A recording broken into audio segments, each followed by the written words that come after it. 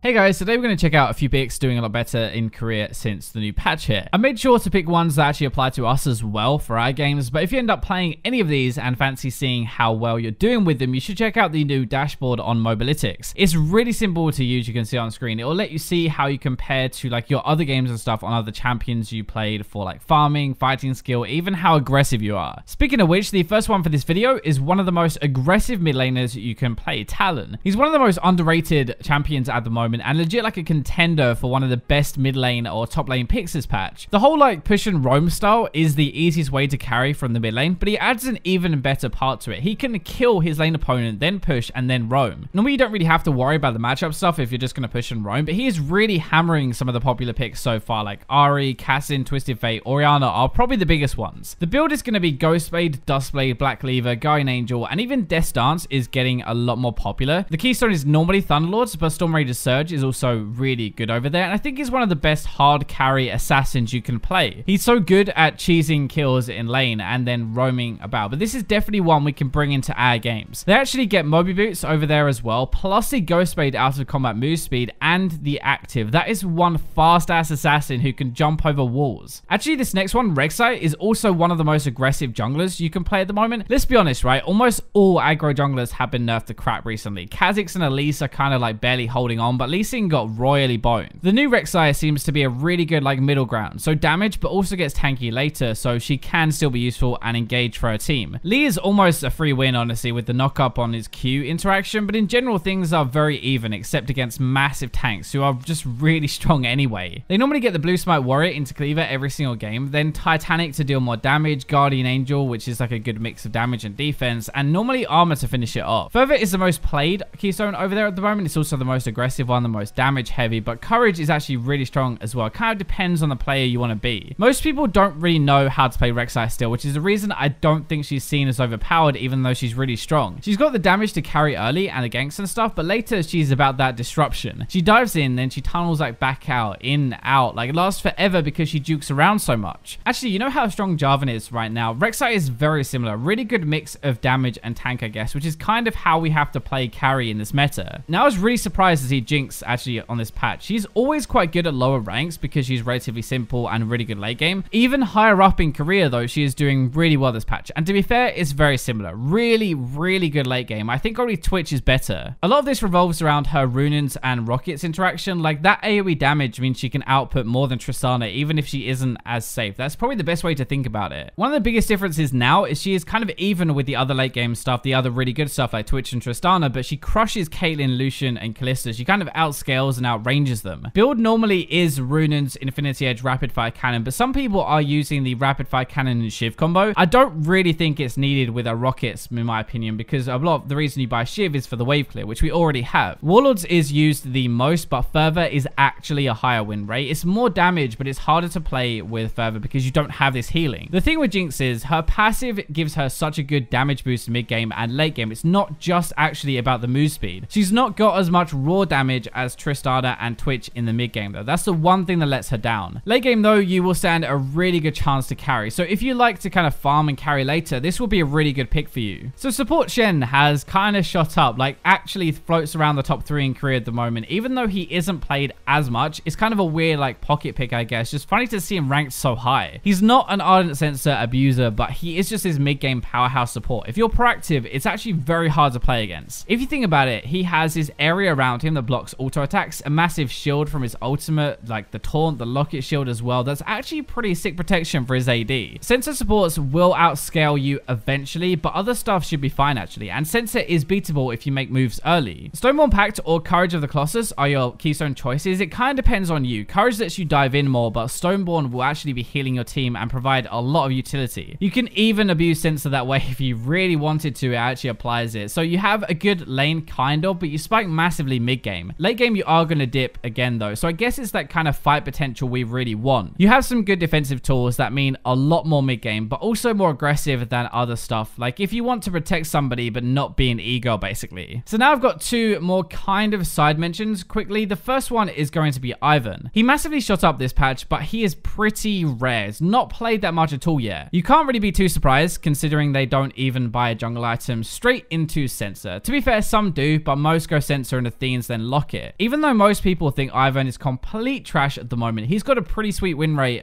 before 30 minutes into the game. He's always been this cheese champion, honestly. Another support for your team that is really good at keeping everybody alive, which is kind of perfect for this meta. He was overpowered before, if you think about it, because he abused redemption when it was really strong. Now he's abusing another support item in the same way, and it's going to be Sensor this time. It makes sense, but we'll see if it lasts. The other one is Nasus. Maybe not the best at higher ranks, but bronze and silver, this guy especially seems to dick everybody. He is good in a tank meta anyway as a champion, and to be fair, he has got some really solid matchups right now, plus he got those massive buffs recently. It's so weird, but he actually beats a lot of Darius, Cho'Gath, Fiora, Yasuo, and Riven in particular. Those are picks that I definitely would not have said are easy wins for Nasus, but apparently they are. If you're a lower ranked top laner at the moment and you fancy some free win action, then Nasus is apparently a really good pick. And yes, I actually did check, it's the same in EU and North America as well. So thank you for watching this video. Hit the like button if you enjoyed it, and for now, I'll leave you with the robots.